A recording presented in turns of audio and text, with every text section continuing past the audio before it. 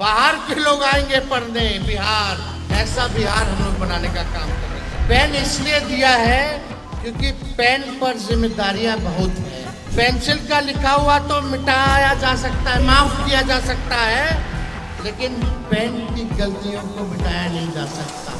छात्र आरजेडी युवा संसद में तेजस्वी यादव ने गुरुवार को युवाओं को संबोधित किया। पटना के बापू सभागार में तेजस्वी यादव ने अपने संबोधन में बड़े बड़े वादे किए। युवाओं से कहा कि सरकार में आने पर बड़े और क्रांतिकारी बदलाव होंगे। उन्होंने कहा कि जनता ने बीते 20 वर्षों में जिस सरकार को मौका दिया, उन्होंने बिहार को पिछड़ने के अलावा कुछ नहीं दिया। तेजस्वी ने कहा कि अगर आरजेडी को सिर्फ 20 महीने मिल जाए तो वो करके दिखाएंगे, जो इन 20 सालों में नहीं हुआ।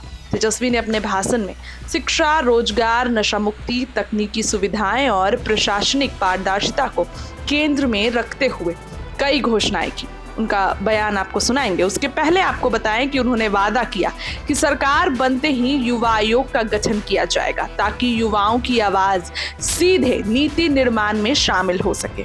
डोमिसाइल नीति लागू की जाएगी, जिससे बिहार के युवाओं को स्थानीय नौकरी और अवसरों में वरीयता मिलेगी।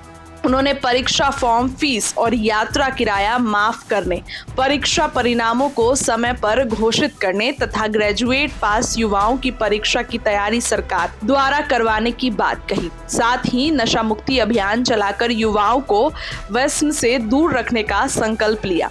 शिक्षा सुधारों के तहत उन्होंने 8वीं कक्षा तक के छात्रों को फर्राटेदार अंग्रेजी सिखाने और गरीबी रेखा के नीचे जीवन यापन करने वाले बच्चों को रोज 2 अंडे और दूध देने की योजना की घोषणा की। उनका बड़ा विजन ये भी है कि बिहार को विश्व स्तरीय शिक्षा का केंद्र बनाया जाएगा, जिसके तहत 2000 एकड़ में एजुकेशनल सिटी बसाने और एक वर्ल्ड क्लास यूनिवर्सिटी बनाने का प्रस्ताव है, ताकि देश विदेश से छात्र पढ़ने आए। उन्होंने ये भी कहा कि हर हाई स्कूल में डिजिटल और हाईटेक लाइब्रेरी की स्थापना की जाएगी, जो 275 दिन पढ़ाई की गारंटी होगी, जिसमें छात्रों की कम से कम 80% उपस्थिति अनिवार्य होगी।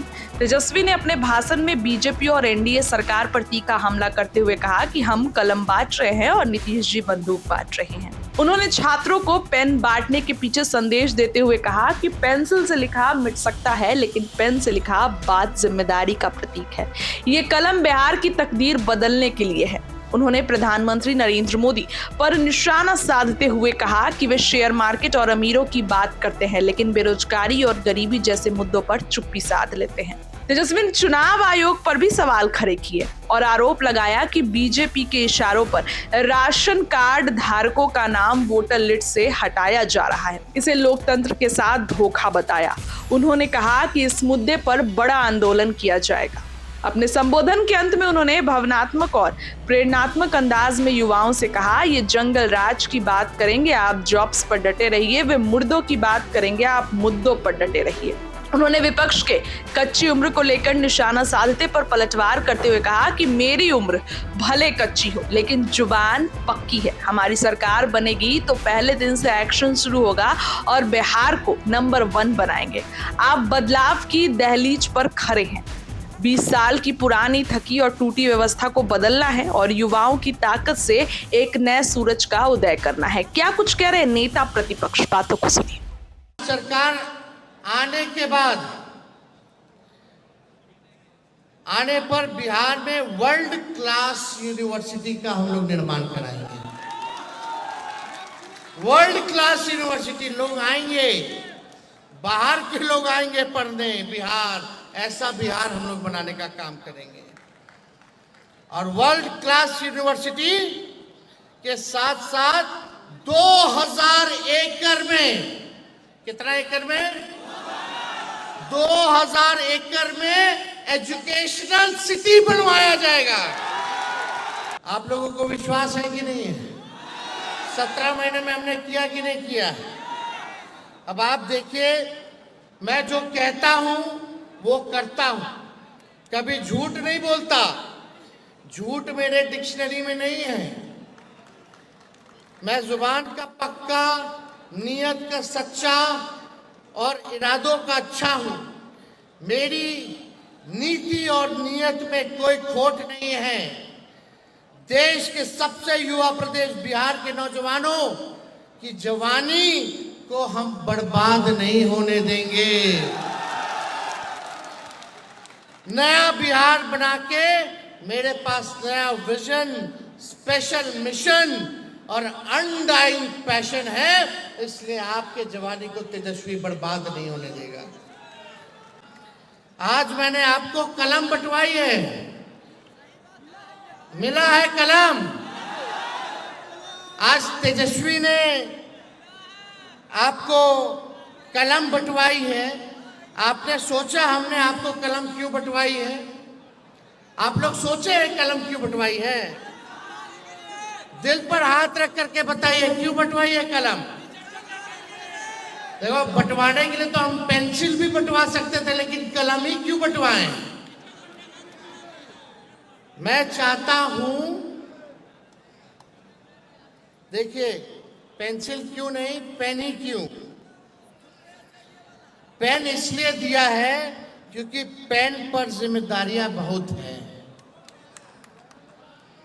पेंसिल का लिखा हुआ तो मिटाया जा सकता है, मिट जाता है, टूट जाता है। पेंसिल की अनेक गलतियों को मिटा करके माफ किया जा सकता है, लेकिन पेन की गलतियों को मिटाया नहीं जा सकता। आप पेन की तरह जिम्मेदार बने, आप कलम की तरह जिम्मेदार बने, और इसी पेन से, इसी कलम से अपने बिहार की तस्वीर, स्वयं तकदीर बदले। इसलिए हमने आपको कलम दिया है, इसलिए हमने आपको पेन देने का काम किया।